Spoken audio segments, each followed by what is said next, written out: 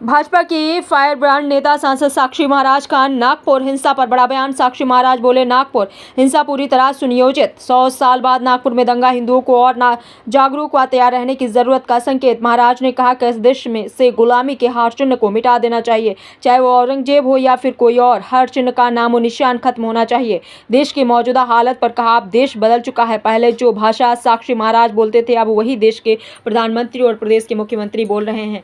मैनपुरी जाते वक्त साक्षी महाराज ने छिबरामऊ स्थित विधायक कैलाश राजपूत के आवास पर पत्रकारों से बात। लगातार जीतने पर भी मंत्री ना बनाए जाने पर साक्षी बोले, मैं भगवान से मानता हूं कि मुझे मंत्री ना बनाया जाए।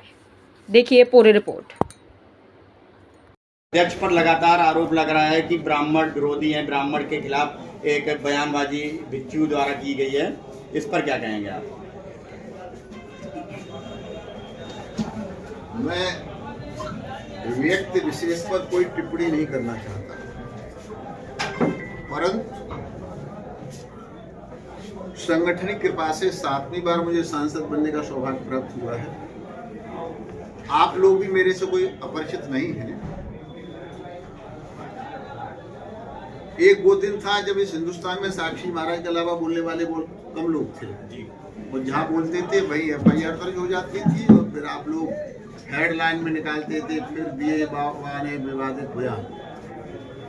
और आज प्रभु श्री राम की कृपा से प्रधानमंत्री की वही भाषा है जो कभी हमारी हुआ करती थी, मुख्यमंत्री की वही भाषा है जो हमारी हुआ करती थी। देश ने एक दिशा पकड़ ली है। देश जाग चुका है, आगे बढ़ चुका है। प्रभु श्री राम के मंदिर का निर्माण 500 साल का झगड़ा खत्म करके हम माननीय सुप्रीम कोर्ट का, माननीय मोदी जी का हृदय से आभार व्यक्त करेंगे। और अभी वो चेतना जागृत होती चली जा रही थी कि तीर्थ राय प्रयाग में कुंभ महापर्व 2025 कोई सोच भी नहीं सकता।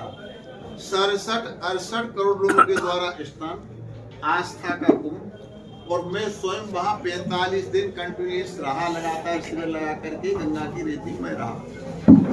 तो अब देश ने एक रास्ता पकड़ लिया है।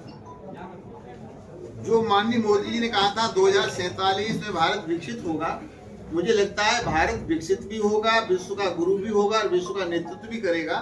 तो भारत बहुत आगे निकल चुका है और भारत में ही उत्तर प्रदेश है और उत्तर प्रदेश में ही ये कन्नौज है।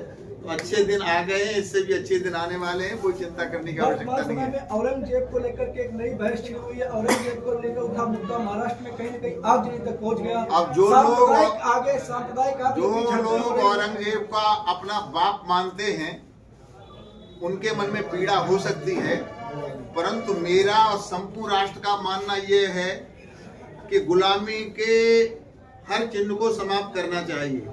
जिन लोगों ने हिंदुस्तान का मानवर्धन किया, लोगों को शर्म नहीं आती ये कहते हुए कि औरंगजेब अच्छा शासक था। 39 दिन में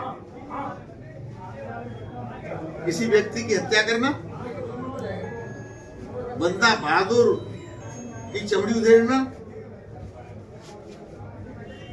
गुरु तेग बहादुर की हत्या करना, इतने बड़े बड़े कृत्य किए हैं। तो मेरा व्यक्तिगत मानना यह है, पार्टी क्या लाइन लेगी मैं नहीं जानता, मेरा साधु सन्यासियों का, राष्ट्रवादियों का मानना यह है कि जितने भी गुलामी के चिन्ह हिंदुस्तान में हैं, चाहे किसी रोड के नाम से हो, चाहे ऑरिजिन के नाम से हो, क्या और नाम से हो, सारे के सारे गुलामी चिन्ह मिटने चाहिए। इस तरह के जो भड़काऊ भाषण लोग देते हैं, सांप्रदायिक आदमी देश को झोंक रहे हैं, इन ताकतों पर कैसे रोकथाम हो, इन पे कैसे नहीं? जो भड़काऊ भाषण देते हैं या जो पत्थरबाजी करते हैं, उनका तो संवैधानिक तरीके से न्याय किया जाएगा।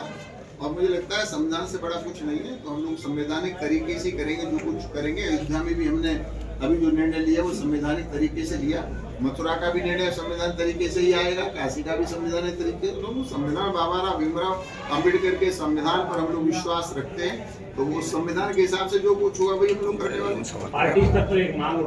सही बात तो ये है, जब ये मंत्रिमंडल के गठन की चर्चा आती है तो भगवान से प्रार्थना करता हूँ, प्रभु मुझे मत बना देना। कारण मैं पहले ही बहुत व्यस्ततम व्यक्ति हूँ। मेरे सारे देश में 100 सभा से आश्रम है, मैं एक अखाड़े का आचार्य महामंडलेश्वर हूँ। सांसद होने पर मैं इतना व्यस्त हूँ और मंत्री बन गया तो मैं जीऊंगा कैसे, रोटी कैसे खाऊंगा।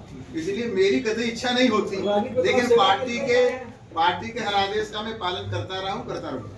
राणा सांगा पर सवाल उठे हैं, इस पर क्या कहना है औरंगजेब? किसानी बिल्ली खमान हौसती है। नागपुर में जो अहिंसा किसने भी राष्ट्र का द्रोह किया है उसका हम कभी सम्मान नहीं कर सकते। नागपुर में जो अहिंसा हुई वो आखिरकार उसकी किसकी जिम्मेदारी है, और जिम्मेदारी है तो उन पर किस तरह की कार्रवाई? सुनियोजित थी ये हिंसा, उन्हीं की देन थी जिन्होंने 90 में जम्मू कश्मीर से हिंदू को ब्राह्मणों को विस्थापित कर दिया, जिन्हें संबंध में अत्याचार किए, ये उन्हीं लोगों की देन थी, सुनियोजित थी। और 100 साल के बाद नागपुर में दंगा होना इस बात का प्रमाण है कि हिंदू को और जागृत होने की आवश्यकता है, तैयार रहने की आवश्यकता है, और ये जनसंख्या का संतुलन ठीक बना रहे इसकी भी चिंता करने की आवश्यकता है। हम तो बाबा जी हैं, जो बाबा जी नहीं उनको इधर देना पड़ेगा। कन्नौज में एक बहुत बड़ा यज्ञ चल रहा है, उस पर भी राजनीति हो रही है, अखिलेश यादव पर भी बोला गया है, तो क्या लग रहा है धार्मिक कार्यक्रम में निमंत्रण की प्रथा चलनी चाहिए, सही है क्या? देखिए, मंदिर के लिए अब आस्था का कुंभ लगा, 67-68 आस्थावान लोग गए, किसके पास नौता गया था, किसने निमंत्रण भेजा था? ये तो आस्था है। मुझे भी चला कि कुंभ आपके 108 कुंडी यज्ञ हो रहा है, मन में 1 से 11 कुंडी मन में मेरे भी था कि मैं भी जाऊं, लेकिन मेरी व्यस्तता थी। अब कब तक चलेगा, समय निकलेगा, तो वो तो आस्था की बात है। अब कुछ लोग हैं वो हर जगह राजनीति करने की कोशिश करते हैं, उन्हें निमंत्रण दिया जाए तो निमंत्रण की आवश्यकता नहीं है, न दिया जाए तो हमें नौता नहीं दिया गया। ये तो पार्टी समझ में नहीं आता। भाजपा की तरफ से उठा है सवाल कि अखिलेश को निमंत्रण नहीं दिया गया, फिर भी शामिल हो रहे हैं। बात ये है, क्या भाजपा की तरफ से ये भाजपा सवाल के उठाया गया है सांसद कि अखिलेश यादव को निमंत्रण नहीं दिया गया, फिर भी वो आ रहे हैं बिना आमंत्रण के। सांसद जी ने कहा है इस पार्टी की तरफ से ये सवाल आस्था में पार्टी और आस्था में राजनीति नहीं होनी चाहिए। आस्था तो आस्था होती है, आए उसका भी भला, जो आएगा तो आशीर्वाद लेगा, नहीं आएगा तो